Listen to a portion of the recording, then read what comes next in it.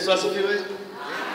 Fuatayo ni risala ya kamati ya maendeleo ya kanisa na mgeni rasmi Mheshimiwa Hamid Abdalla, mbunge wa jimbo la Lindi mjini, tarehe 30 mwezi wa 3 2025. Ndugu mgeni rasmi, kasisi kiongozi, sisi msaidizi, wageni waalikwa pamoja na Wakristo kwa ujumla. Bwana Yesu asifiwe. Amen.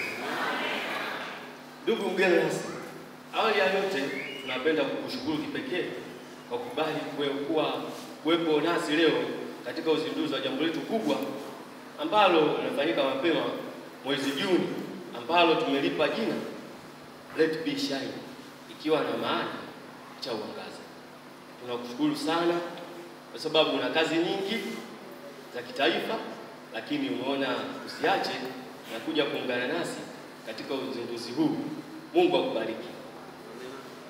Ndugu mgeni rasmi, wazo la Let Be Shine liliwazwa na viongozi wetu wa kanisa, kwa baba mchungaji Kanuni Marcus pamoja na mchungaji msaidizi Baba Joseph, kwa kuona kwamba kuna jambo la kulifanya ili kanisa ifikie hatua ya kujitegemea kwa kuwa na kitega uchumi vya kanisa, ili lile wazo la kuwa ombaomba lisiwepo.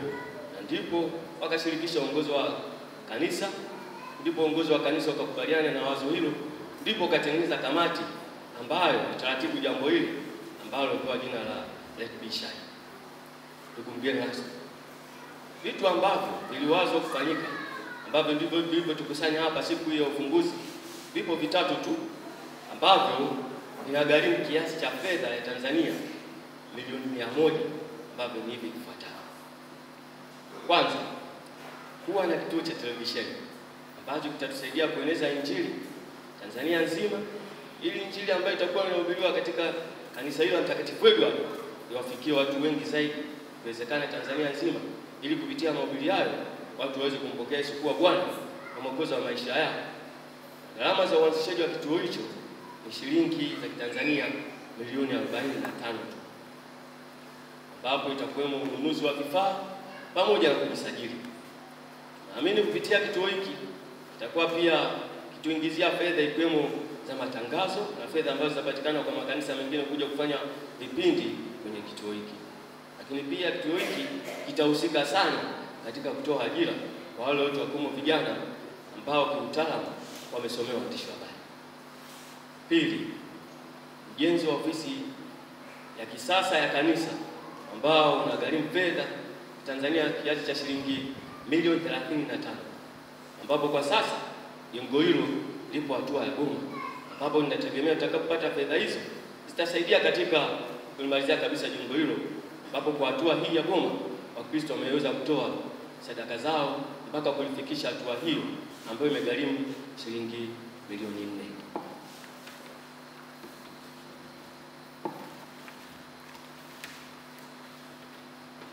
Tatu, ununuzi wa vyombo vya muziki ambavyo vinagharimu kiasi cha shilingi milioni 20, ambavyo vitatusaidia sana kueneza injili hapa Lindi mjini na viunga vyake kwa ujumla, lakini pia hata nje ya Lindi, ili kupitia vyombo hivyo neno la Mungu liweze kuenea na watu wampokee Yesu kuwa Bwana na Mwokozi wa maisha yao.